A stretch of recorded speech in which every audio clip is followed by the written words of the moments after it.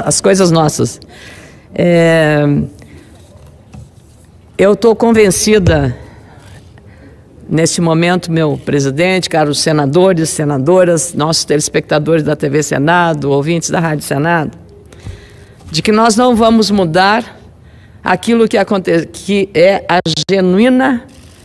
o genuíno DNA de um partido político. O que nós vimos na eleição, na campanha da reeleição em 2014, quando a ex-presidente candidata à reeleição, Dilma Rousseff, disse: faremos o diabo para ganhar a eleição. Fizeram e ganharam. Em 2018, agora, o PT está exatamente igual. Não mudou nada. Vai fazer tudo, inclusive o diabo, para ganhar esse segundo turno. Não mudou nada.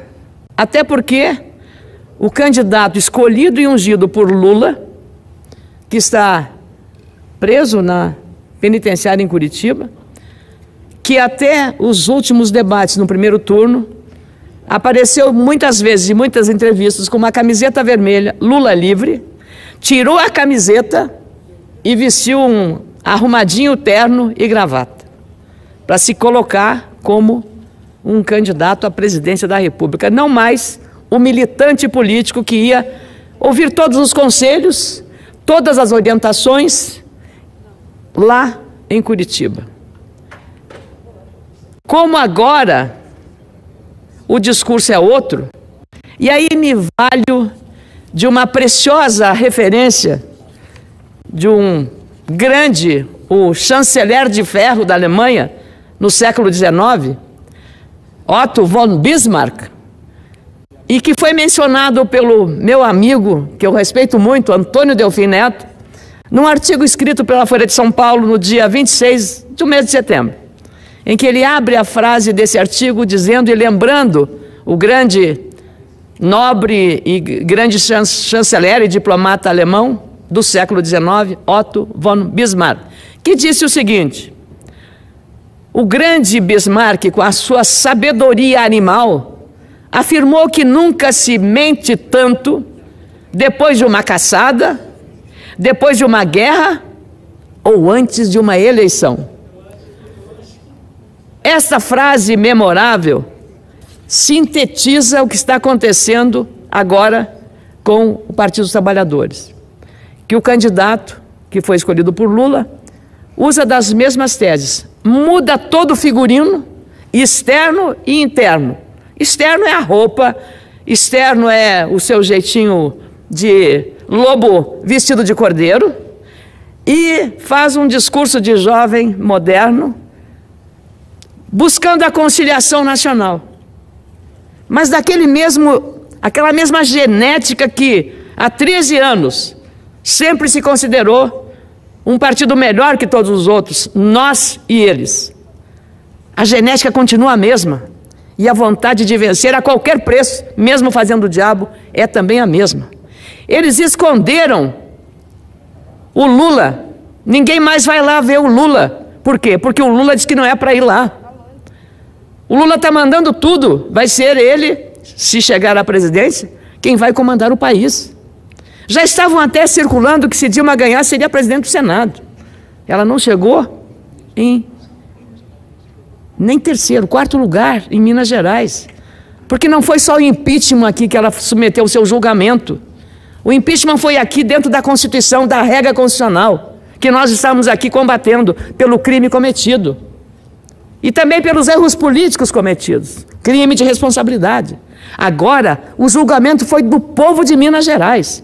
E esse é o julgamento maior que temos, que é o julgamento das urnas, é o julgamento da liberdade e é o julgamento da verdade.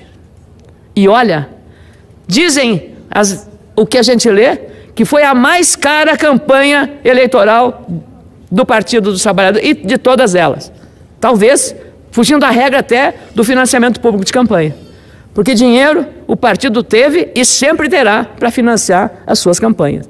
E agora nós estão escondendo o Dirceu, que andou declarando que, se assumir o poder, vão entrar valendo, vão assumir com mão de ferro. vem com a faca nos dentes.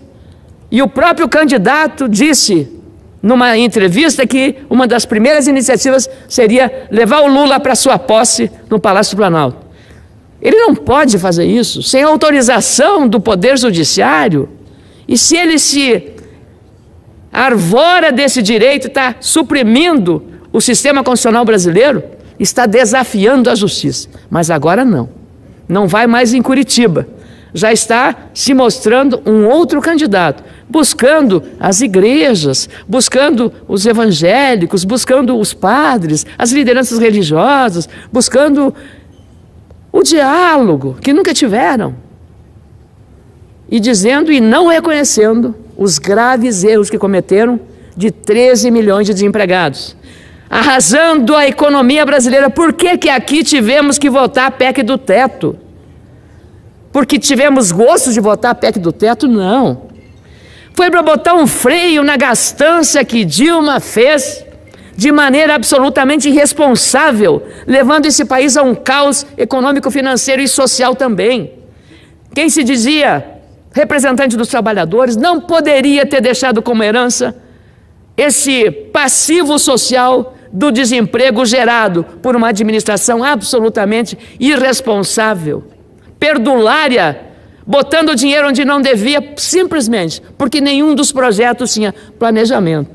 E aqui, agora, eles não podem esconder a verdade, porque quem mais conhece o Partido dos Trabalhadores é um dos seus fundadores, um dos braços direitos de Lula e de Dilma, ninguém mais, ninguém menos do que Antônio Palocci, que entregou ao Poder Judiciário, às autoridades, dizendo, como está escrito na coluna da Mônica Bergamo de hoje, Antônio Palocci disse às autoridades de Brasília que a descoberta do pré-sal foi encarada como um bilhete premiado para o governo Lula.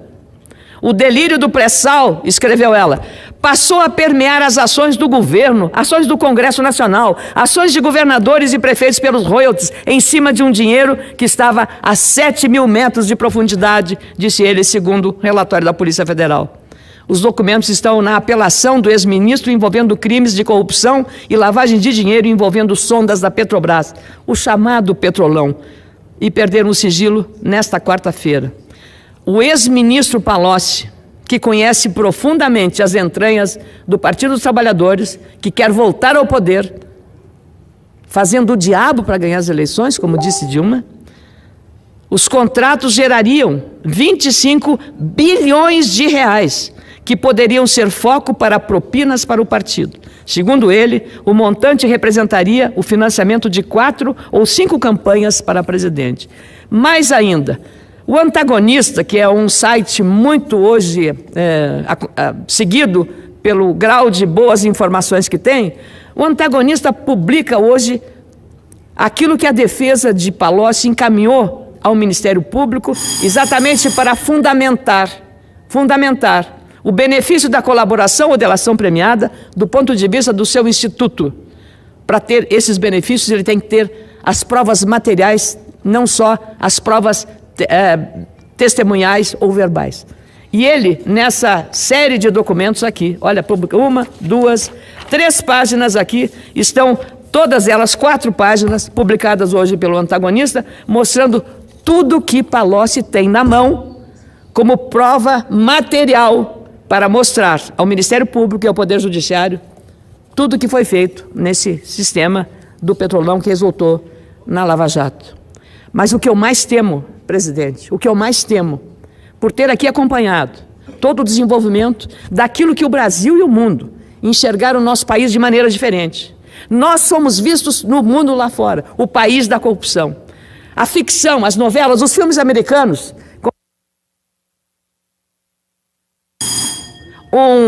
uma ficção de uma novela em que o personagem, quando ia fugir, para onde ele ia?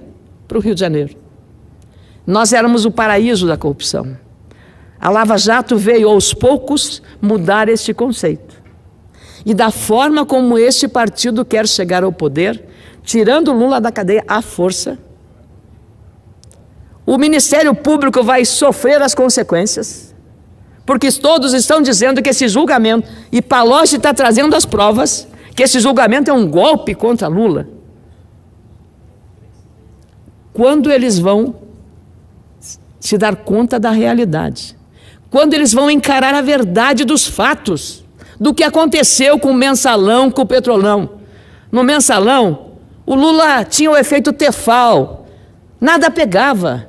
Ele era um líder carismático e fazia muitas políticas sociais, e aí, o que acontecia?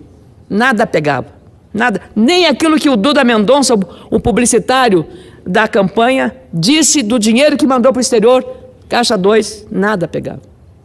Agora, continua mantendo o mesmo mantra, a mesma narrativa, dizendo a mesma coisa, a mesma mentira. Lula não é culpado, Lula é vítima, ele é vítima de um golpe. Qual o golpe? Se Palocci está mostrando agora as entranhas de uma dura verdade. Será que em algum momento o PT vai reconhecer os erros que praticou? Mas se ele não fez até agora, não o fará agora, em período eleitoral, que precisa convencer o eleitorado brasileiro que mudou. Mas o PT continua o mesmo. É um lobo em pele de cordeiro. Essa vai ser a disputa nesse segundo turno. Vamos ver como o eleitorado vai entender.